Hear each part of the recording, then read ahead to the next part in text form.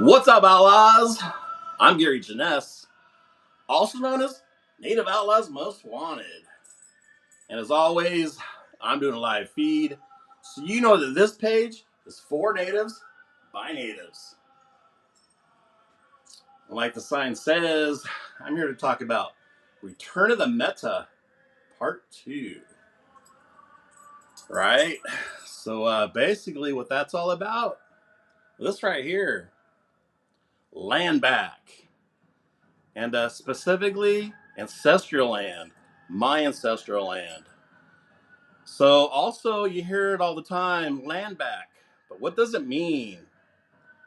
Well, land back is a rally cry within the indigenous community advocating for the return of ancestral lands that were historically taken through colonization or other unjust practices. This movement seeks to address historical injustices, restore cultural connections, and empower indigenous people to steward their own traditional territories. It goes beyond a mere transfer of land ownership, embodying a broader call for recognition of indigenous sovereignty, self-determination, and the right to determine the fate of their lands.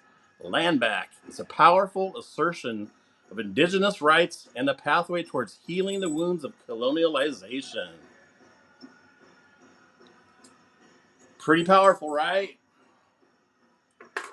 Right on. So, you hear a lot about land back. You don't hear much about it. I think the last time I heard about land back was one of the Oklahoma tribes got some of their cultural, spiritual land back. But me, I've got my own journey.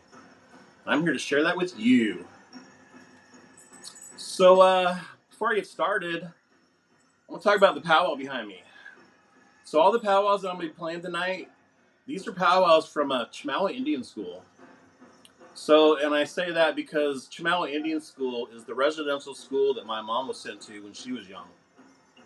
So my mom lived on the Yurok Reservation down in California, but they shipped her on up to Salem, Oregon to attend Chemawa Indian School. So because of that, I say all the time, I'm the native that's not supposed to be here. So for a few reasons, basically residential schooling was one of them, because when my mom got out of school, she ended up marrying an older white guy to get her off the reservation and to live that life. Because back in her day, it was kind of rough being a Native American. So anyway, because of that, she married another guy, which was my dad, and I grew up pretty much with no culture, no heritage. But growing up, I always knew that I was part Indian. And then I turned 18, and the tribe hit me up and said, "Hey, you're a tribal member. We want you to vote." So I asked my mom about that, and she told me about how she grew up and didn't want the same for me. So I get it. But at the time I was 18, man, I've already went to school, had a job. I just started my career as a CNC machinist. So anyway, when I was 21, I had the opportunity to take a buyout. So like I said, back in the day, I had a job, I had a career, medical, dental. I really didn't know the Native culture, so I took a buyout. And back then, it was $30,000, and man, that was a lot of money. So, but anyway, as soon as I started getting older, and I started feeling the connection, and so anyway, long story short, got a little older, and I met this Native girl, and anyway, she says, "Hey, if you want to date me, meet me at this powwow." And back then, it's like I didn't know powwows existed. So man, that was like a wake up call for me. So I really liked this girl at the time. So I went ahead and I met her at the powwow. And man, hearing the drum, seeing all the natives in regalia, man, it just touched my heart. And I was instantly connected. So anyway, since then, I just started learning more and more about my culture and heritage. And man, it just kind of snowballed. Because here I am today. I took the time to learn about myself, learn about my family, and realized that, hey, I'm somebody. So anyway, I'm going to share that with you. But before I get sidetracked, let's go back to land back. So basically, we're talking about land back as far as the tribes. But this is my specific story. But first, shout out to David Gerthy. Hello, my brother from Buffalo, Wyoming. Hello, David.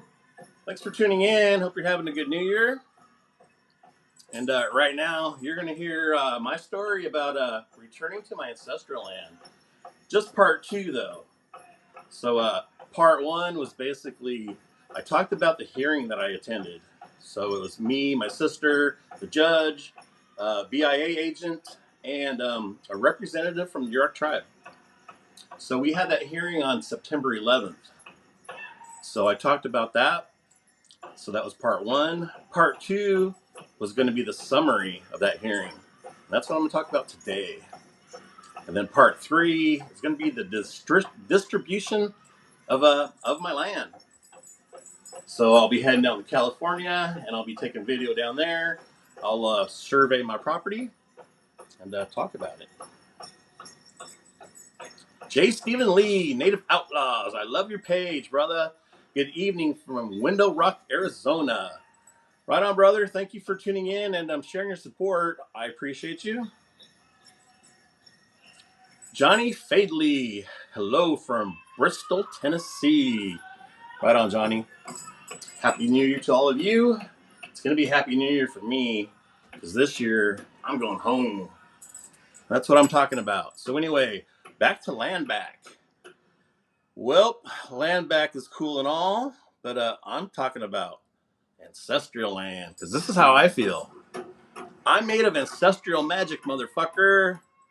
So anyway, what's the difference between a Native American tribal member and a recognized Native American ancestor? Well, this right here. A Native American tribal member is an individual who is officially enrolled or recognized as a member of a specific Native American tribe, often though the tribe's government. A recognized Native American ancestor refers to having documented evidence of Native American ancestry in one's family history, even if the person themselves may not be a current tribal member. Tribal membership involves specific criteria set by each tribe, while recognizing an ancestor typically involves genealogical research. Blah, blah, blah. Right on. So basically, that's what the hearing was all about. So we had a hearing. Me and my sister had to prove who we were, our relationship to our mother, and basically, if my mom had any more children or any more dependents. So basically, that's what that hearing was all about. Proving who we were, and then it was up to the judge to take that evidence and check us out. Right on. Noel Christmas. Hey, Noel. Happy New Year. Right on. So last time I spoke with you was on Christmas, right? So that was pretty cool, shouting your name out on Christmas Day. Noel Christmas. All right. So where were we? So referring to myself, blood quantum doesn't make you native. Your ancestors do. And that's really how we all should feel. Because blood quantum was designed to eliminate the Native Americans. Each time you have a child with a non-native, they're only half of what you are, half of what they were. Eventually, they're not recognized at all as a tribal member. Idermontes, I can't see on here, but I can see over here. Let me refresh. And I'll show you what I see now. Oh, never mind. I don't think I have it hooked up. All right, so Idermonte is sharing a gift. Thank you, brother. I appreciate it. Right on. Sharing the blessings as well. I appreciate that too. All right, so My ancestors said it's time to show them who they fucking with, right? All right. So anyway, the return of ancestral land to an individual signifies the restoration of a familial, and cultural connection to the past. It represents not only a legal transfer of property, but also a symbolic reclamation of heritage and identity. This act can carry profound personal and emotional significance, fostering a sense of belonging and continuity with one's roots. Additionally, it may address historical injustices, promoting a more equitable distribution of resources and acknowledging the rights of those whose land was unjustly taken in the past. Right? So, anyway, my mom was the last person to live on that land. And, man, that's about almost 80 years ago since my mom lived on the reservation or our ancestral land. So anyway, I'm not sure if the tribe was looking out for my mom or not, but when her grandmother passed away, because her grandmother was the last one on the deed, and anyway, my mom wasn't notified. My mom wasn't aware that she had all this property. But my sister, after my mom passed away, my sister went through all her paperwork and found a deed. Right? So this right here, boom.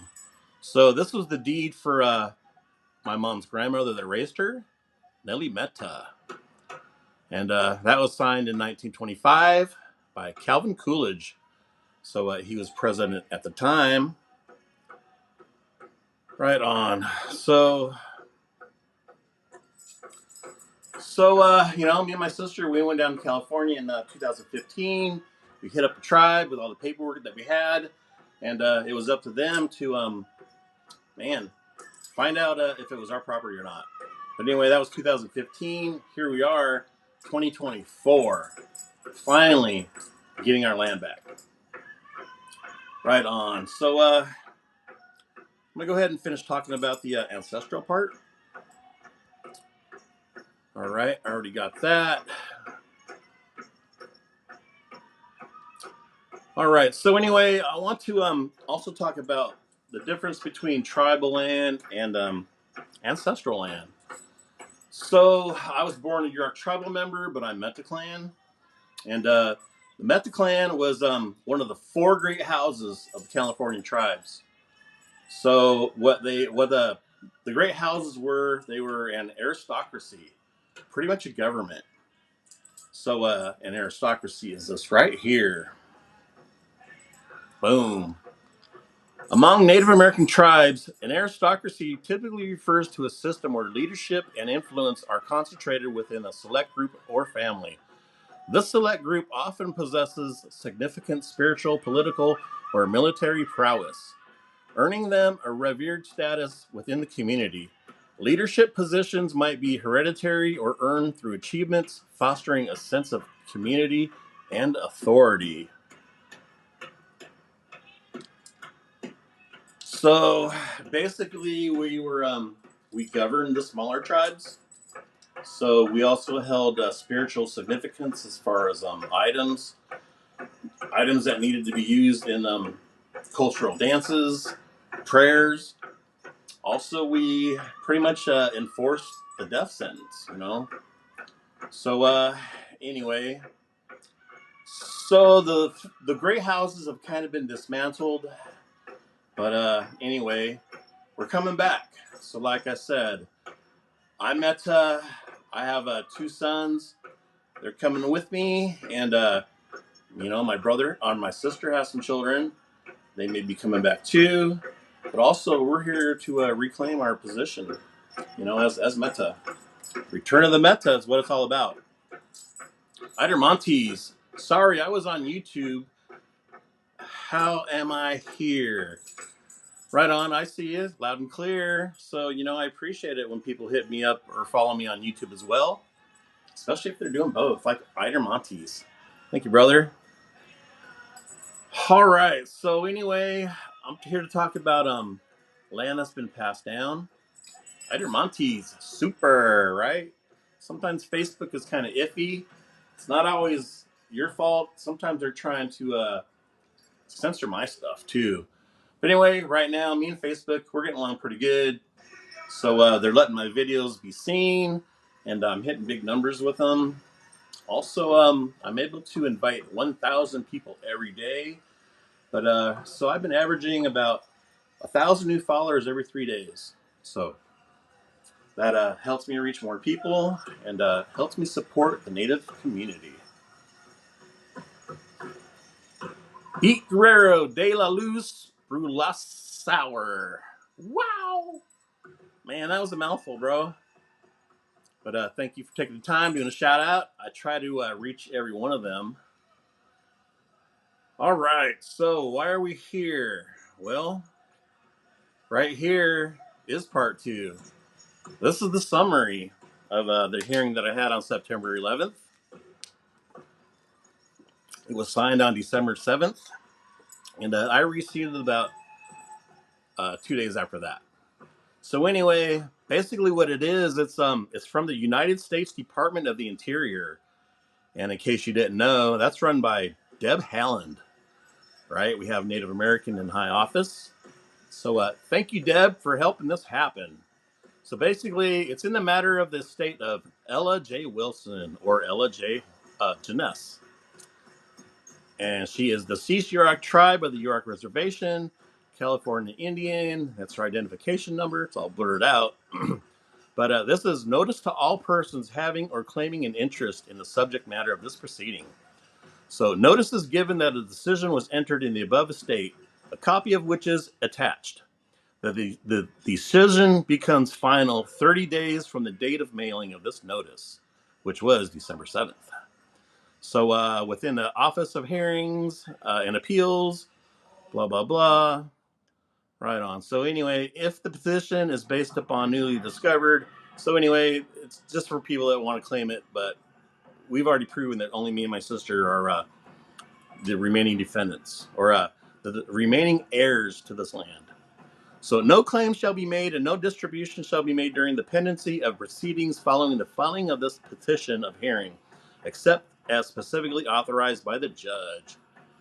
And pursuant to an article, no distribution of estate property or payment of claims shall be made until at least 45 days after the interested parties should contact the agency.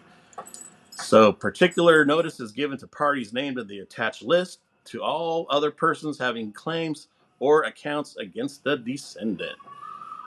So basically, a copy was sent to, let me get it here. Yeah, I'll get to it later. So anyway, man, that's the cover letter to the summary. So basically, good news for me. All right, so Iter Montes, amazing. It is, bro. It's all legit, man. This is stuff you really don't hear about. You hear about tribes getting their land back, but you don't hear about ancestors getting their land back. Specific people. So this is for me, my sister, and my brother. My brother passed away. So actually, this should all have been taken care of by then, or before now. But anyway, so me and my sister are going to have to deal with that part. But we're worried about it when we get there. Deborah Osborne Carmody, get it, right? I'm going to get it for you too, because she's my blood. She's Mettah. So anyway, where was I? This right here. So this is the original deed that my sister found, naming my my mother's grandma, my great-great-grandma, or my great-grandma. So yeah. So I can read some of that for you too. Well, it basically says the same thing. So let me go here. All right, I'm getting mixed up on my OBS. Boom. All right, so there is the original deed. So signed back in 1925 by Calvin Coolidge. How cool is that? So anyway, this is about my my grandmother and my mom. So this is my mom and her grandmother that raised her. That's Nellie Mettah. And So she was raised by her grandmother because her parents had mysterious or had died not naturally. So anyway, she was raised by my mom or my she was raised by her grandma. Blah blah blah. All right, so boom, family tree. So it's good to know who you are, know where you come from. So basically, this is my sister's family tree, but basically it's the same as mine because we're talking about my mom. So from my mom, it has blood quantum in here too. So you'll see my mom was half Yurok, 1/16th Hoopa, and then going on up, you got full blood, and then eighth, and then we have full bloods, and then even back before farther than that, this ancestor right here. This is Harry Woods Mettah, and he was a high priest. So, like I said, we held cultural significance for the other tribes. So this is posted by my son. So he's going to remain nameless. But anyway, he says, my grandmother's grandfather, the last of our shaman sorcerer priest until me. They tried to erase our history, replace our people, and steal our identities. They destroyed the four great houses of the Pacific Northwest, or so they thought. The great house of Mettah lives in me, and I will revive the ancient secrets. See you soon. Right on. So that's by my son. I have two sons. I have a 39-year-old son and a 23-year-old. So quite the spread. Ider Montes. Wow, right? Ider Montes. Wow, thanks for sharing. Right on. So, he'll remain nameless for now. But I'm going to go ahead and share a picture of him. So this is me and my son down at the reservation playing stick games.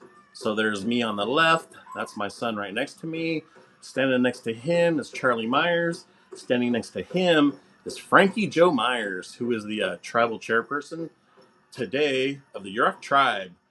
So this picture was taken in about 2005, 2006, right around there. Way back when. Right on. So here's a little bit about me. Data for airship finding and family history. So me and my sister, we're heirs to the property. So anyway, this is from the tribe. Basically, it states that I'm a quarter Yurok. I'm also 1/32nd Hoopa. The same for my brother. The same for my sister. So it's good to know your percentage.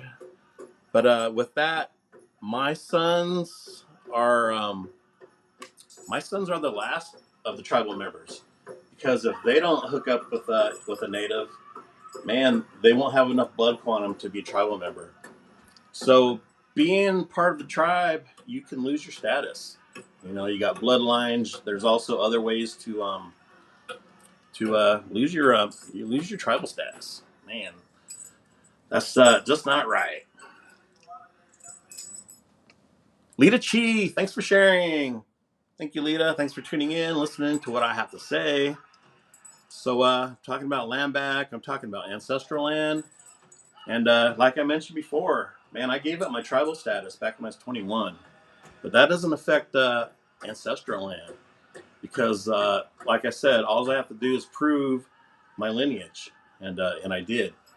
I proved that my great grandma was the original owner, got passed down to my mom, and then I'm next. Me, my sister, and my deceased brother. So right on, it's good to learn about yourself, learn about your family, your history. All right, where was I? I got more stuff to share here. So this is all the people that were notified in the hearing. You got the judge, BIA agent, Yurok tribal clerk, and man, my brother, me, and my sister. All right,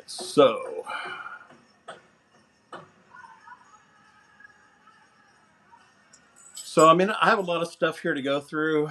I'm trying to make sure that I can read it. I can't read it on my screen here, but I got to check out one of my devices. All right, where did I leave off at?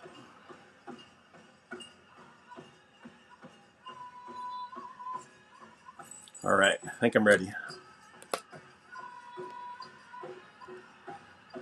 Boom. All right, so I'm going to go ahead and share this with you.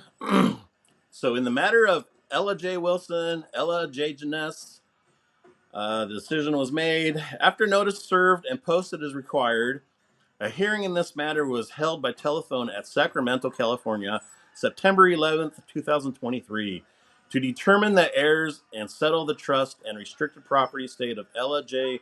Wilson, also known as Janess, deceased Yurok Indian. My findings and conclusions based upon the evidence of record are as follows. So, descendant Ella J. Wilson, whose last residence was the state of Oregon, was born on July 2nd, blah, blah, blah. She had 3 children who survived her, 1 child, Terry Lee Wilson, who's deceased, and me and my sister. So the estate property. Descendant died owning interest and trust on or restricted property under the jurisdiction of Secretary of the Interior. The inventory information submitted to this tribunal indicates that the descendant's interest in trust or restricted property represents more than 5% of the entire undivided ownership. Parcel of land which such interest is a part. As reported, the descendant's individual Indian money account had a 0 balance at the time this case was filed.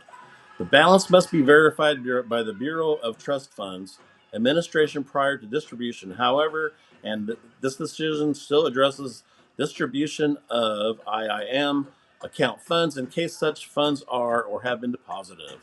So also number 3, she didn't have a will. Now number 4 is for the heirs. That's me and my sister. The descendants, heirs at law, and the distribution of the estate are as follows.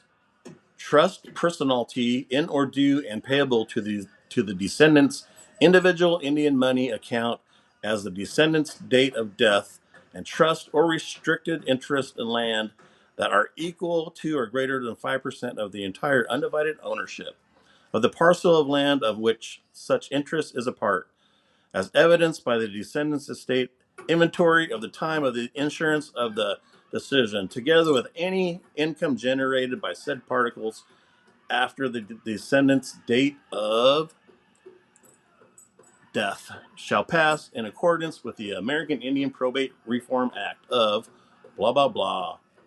So basically, what it says is my brother, my sister, and me have 1/3 equal shares. So, by the authority vested in the Secretary of the Interior under ordinance as amended and other applicable statutes, and pursuant to another article, it is hereby ordered the superintendent or other officer in charge shall distribute the estate according to the findings and conclusion in the decision.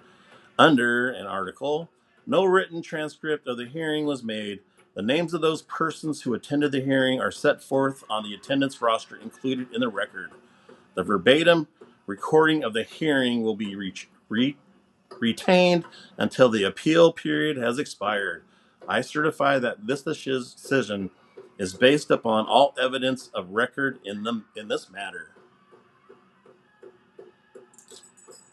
Right on. So basically, it's been judged that it belongs to me, my sister, my brother, and 45 days from December 7th, it'll be ours.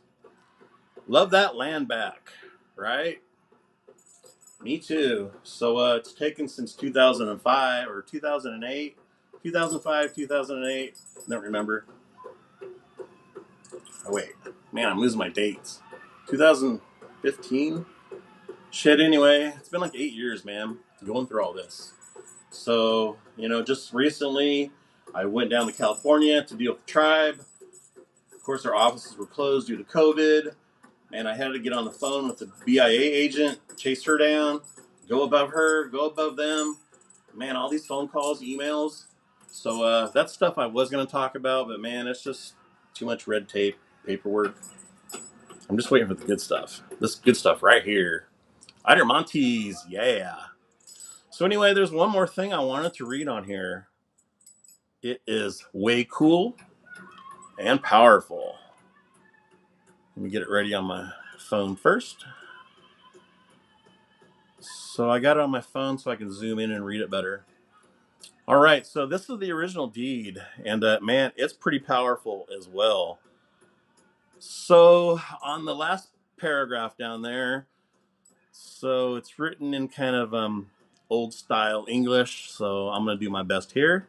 So anyway, it says, "Now know ye that the United States of America, in consideration of the premises, has given and granted, and by these presents does give and grant unto the said claimant, and to the heirs of the said claimant, which is me and my sister, the land above described, to have and to hold the same, together with all the rights, privileges, immunities, and appurtenances of whatsoever nature, thereunto belonging unto the said claimant, and to the heirs and assigns of the said claimant, forever." Right? Basically, what that means is, as long as me, my family live on that land, it'll always be ours. So what that means is, blood quantum doesn't apply to me. So because this ancestral land, and as long as I can prove that I'm an ancestor, my sons are my ancestors, their children are our ancestors, we will always be on that land forever. But basically, if you're a tribal member, eventually you lose your blood quantum, you lose your tribal rights, tribal status, and you may have to leave the reservation. So, what's pretty popular nowadays is natives hooking up with natives. So if you're a Yurok on the reservation, eventually you're going to run into your own family. So, like right now, what's happening down the reservations right now is the big families are hooking up together. So, keeping their land. Yeah. So anyway, basically, what I'm trying to say is I'm fresh blood and coming down to claim my land, claim my position in the community. So try to revive the Mettah culture and traditions. So right on. So also, like I said, I gave up my tribal rights back when I was 21, which is kind of a good thing today because today, if you own a business on reservation land, the tribe will own 51% of that business. So, but me, I'm not a tribal member, but the United States government says I am, but I'm not Yurok. I'm Mettah.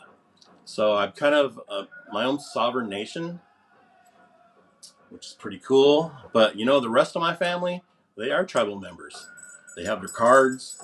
They use the medical and dental. My son went to school. So anyway, if my son wanted to start a business, he'd have to forfeit 51% of his company. But if it's my business, ain't nobody gonna touch me. So the United States government recognized me as a Native American, and but the tribe, I'm not really a tribal member, so I'm kind of in a good spot as far as opening up businesses. Deborah Osborne Carmody. Our ancestors knew some shit and impressed the right man. Right? Heck yeah. So I'm gonna try to impress our family too. So anyway, I was talking about aristocracy. So among Native American tribes, an aristocracy typically refers to a system where leadership and influence are concentrated within a select group or family. This select group often possesses significant spiritual, political, or military prowess, earning them a revered status within the community. Leadership positions might be hereditary or earned through achievements, fostering or a sense of continuity and authority. Right on. All right, so now I'm going to show a list of the properties.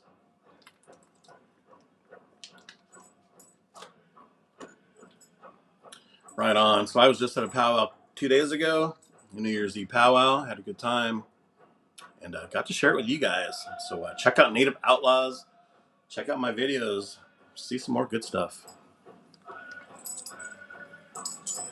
Deborah Osborne Carmody, you got your own tribe, right? All right. So where was I? I think I'm about ready for the distribution of land. Check that out. Let me find it on my phone. Boom. All right, so here it is. So basically, this is going to be 9 separate properties, and kind of sharing the acreage with you guys. So, like I said, there's 9 separate properties. There's a total of about 258 acres. So anyway, this is the first property. This is 40 acres, and it was owned by Nellie Mettah Cleveland. That was her her married name, Cleveland. So anyway, it went from her to my mom. So that's 40 acres. Next up, this one here is 2.38 acres, and it's left by my mom's grandma, Nellie Mettah.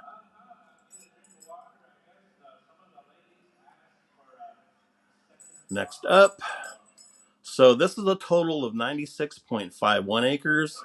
It's 3 separate lots, which was owned by Nellie Mettah and passed down to my mom. And what's blurred out is actually map coordinates. So I could find these properties on the map, but that's not for you guys to know. Next up, boom. So here's another 40 acres. This is from the United States of America being given back to my mother. So basically, back in the day, the United States government claimed land for canals, for ditches, for various reasons. But anyway, it shows right here that it was returned to my mother, 40 acres. So thank you, Uncle Sam. Boom. Next up, this one's for 20 acres. And this is also from the United States of America, giving land back to my mother, Ella Wilson Janess. So another 20 acres. This here is for another 40 acres, given back from the United States of America. How cool is that? All right, so we got one more, 20 acres, United States of America, right? So anyway, speak up, man. Speak up and get what's yours.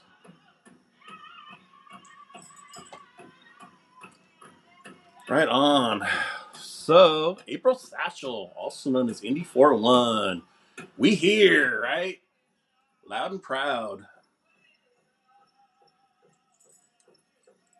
Jensen Serrano Ramsey, I'm glad to hear we're able to obtain and restore your land. I'm Mayan on my dad's side and Cherokee on my mom's side. Right on. Thanks for sharing. So I'm basically a nomad. Right on. Thanks, Jensen, for sharing your comments, sharing your support. Heck yeah. All right. So I think I'm about done with that part.